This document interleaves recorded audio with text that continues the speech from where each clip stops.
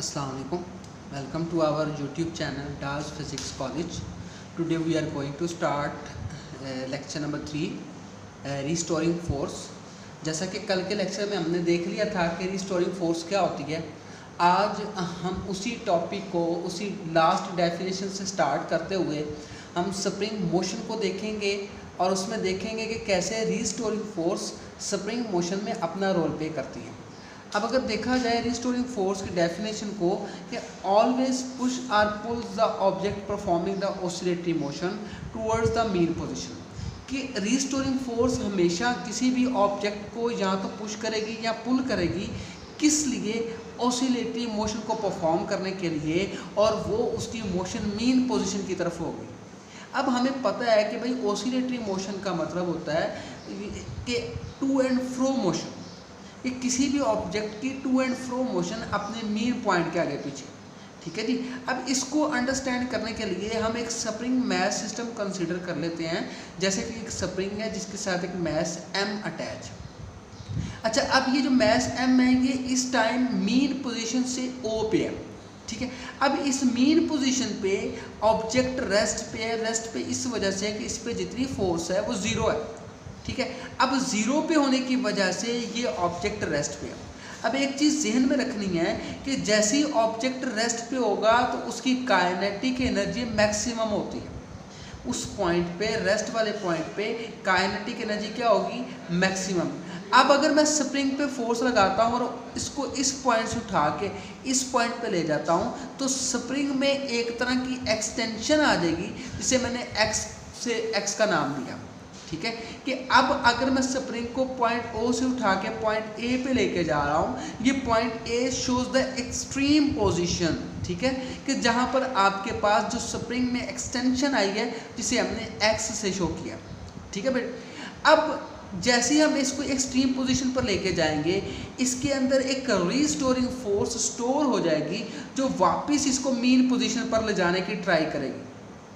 अच्छा, अब जैसे ही इसके अंदर रिस्टोरिंग फोर्स स्टोर होगी, वो इसको वापस कहाँ पर ले जाने की ट्राई करेगी? मीन पोजीशन पर। लेकिन होता यूँ है कि जैसे ही ऑब्जेक्ट मीन पोजीशन पर पहुँचता है तो इसकी रिस्टोरिंग फोर्स ख़त्म हो चुकी होती है, जबकि यहाँ पर इसकी प्रॉपर्टी स्टार्ट होती है जिसे इनर्शियल प्रॉपर्टी, इनर्शिया कहते हैं।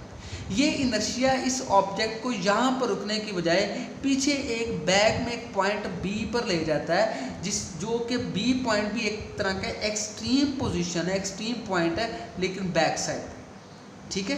तो एक चीज़ जहन में रखिएगा कि जैसे ऑब्जेक्ट मैस m को यहाँ से प्लेस करवा के यहाँ पर लेके आए, जैसे यहाँ से इसको रिलीज़ किया तो ऑब्जेक्ट अपनी मीन पोजीशन पर रुकने की बजाय बिल्कुल बैकवर्ड पे चला जाएगा। ठीक है। अब पॉइंट A और पॉइंट B दोनों ही एक्सट्रीम पोजीशन है, तो एक्सट्रीम पोजीशन पर आपके पास पोटेंशियल एनर्जीज मैक्सिमम होती हैं, जबकि मीन पोजीशन पर काइनेटिक एनर्जी मैक्सिमम होती है। ठीक है।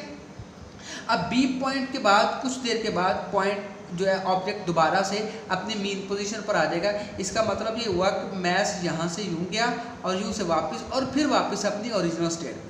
ठीक है। अच्छा, अब इसको दोबारा सुन लें, इसको एक दफ़ा दोबारा एक्सप्लेन करने के बाद कि मैस जब पॉइंट O पे था तो इसके पास फोर्स ज़ीरो थी, ये रेस्ट स्टेट पे था। जैसे ही हम इसको एक्सट्रीम पॉइंट पे लेके गए, इसमें रिस्टोरिंग फोर्स स्टोर हो गई जिसने इसको वापस अपने मीन पॉइंट पर जाने के लिए मजबूर किया। लेकिन इस पॉइंट पे नहीं रुका। क्यों नहीं रुका? कि यहाँ पर रिस्टोरिंग फोर्स तो ज़ीरो हो गई थी, लेकिन इनर्शियल प्रॉपर्टी, इनर्शिया जो था वो मैक्सिमम हो गया था, जिसने इसको B पॉइंट पर जाने के लिए मजबूर किया। अब B पॉइंट पर जाकर इसका इनर्शिया ज़ीरो, लेकिन रिस्टोरिंग फोर्स मैक्सिमम, जिसने दोबारा से इसको पॉइंट O पर आने के लिए फोर्स किया।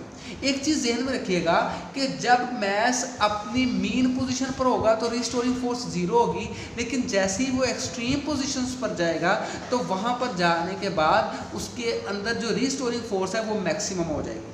ठीक है। अच्छा, इसी को जो है वो मैंने यहाँ पर वर्डिंग में भी एक दफ़ा एक्सप्लेन कर दिया है कि आप देख सकते हो कि इनिशियली जो मैस m है वो रेस्ट पे, जिसे हमने पोजीशन O का नाम दे दिया। ठीक है। क्योंकि रिजल्टेंट फोर्स ज़ीरो थी, इसी वजह से मैस जो है वो रेस्ट पे है। अब जैसे इस पर फोर्स लगाई तो उसमें एक्सटेंशन X आ गई, जो इसको एक्सट्रीम पोजीशन A पे ले गया। उसके बाद रिस्टोरिंग फोर्स ने अपना रोल प्ले किया और इसको मीन पोजीशन ओ पर लाने के लिए मजबूर किया। अब लास्ट जो के बाद एमसीक्यूज पॉइंट ऑफ व्यू से काफ़ी इंपॉर्टेंट है कि magnitude of the restoring force decreases with the distance from the mean position. जैसा कि मैंने पहले एक्सप्लेन किया कि भाई आपके पास जो रीस्टोरिंग फोर्स है वो डिस्टेंस के साथ डिक्रीज हो जाएगी, लेकिन डिस्टेंस मीन पोजीशन के साथ काउंट करना है आप लोगों ने कि अगर मीन पोजीशन के साथ जो डिस्टेंस आप काउंट कर रहे हो वो मीन पोजीशन से डिस्टेंस कम होता जा रहा है तो रीस्टोरिंग फोर्स भी कम होती जाएगी, और अगर डिस्टेंस इंक्रीज हो रहा है तो रीस्टोरिंग फोर्स भी इंक्रीज होना शुरू हो जाएगी। ठीक है, यानी यहाँ पर आपके पास जो रिस्टोरिंग फोर्स किसी भी किस्म की नहीं है, जैसे ही हम इसको लेके गए तो डिस्टेंस बढ़ गया, रिस्टोरिंग फोर्स बढ़ गई, लेकिन जैसे ये पीछे चला गया रिस्टोरिंग डिस्टेंस कम हुआ तो रिस्टोरिंग फोर्स भी किसी हद तक कम हो गई। ठीक है, अब लास्ट इस टॉपिक का लास्ट पॉइंट देखते हैं कि टाइम पीरियड क्या होता है। पोटेंशियल एनर्जी, जैसा कि आप कहेंगे कि सर पोटेंशियल एनर्जी आपने अभी बताया कि मीन पोजीशन पर काइनेटिक एनर्जी मैक्सिमम होती है, जबकि जो पोटेंशियल एनर्जी है वो एक्सट्रीम पोजीशन पर मैक्सिमम होती है। तो कोई ऐसा पॉइंट तो होना चाहिए ना कि जहाँ पर दोनों एनर्जीज इक्वल हो, उसको भी देखते हैं। अब अगर टाइम पीरियड को देखा जाए तो टाइम पीरियड का फॉर्मूला T = 2πm/k।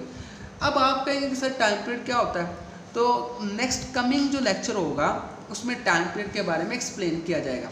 यहाँ पर जो मैस m है और यहाँ पर जो k है वो स्प्रिंग कांस्टेंट है। जैसा कि हमें पता है कि स्प्रिंग कांस्टेंट किसी भी मटेरियल की स्टिफनेस के बारे में बताता है, और एक इंसानी कान का पर्दा जो है एयर ड्रम है वो 20,000 टाइम्स 20,000 दफ़ा एक सेकंड में वाइब्रेट करता है, ऑसिलेट करता है।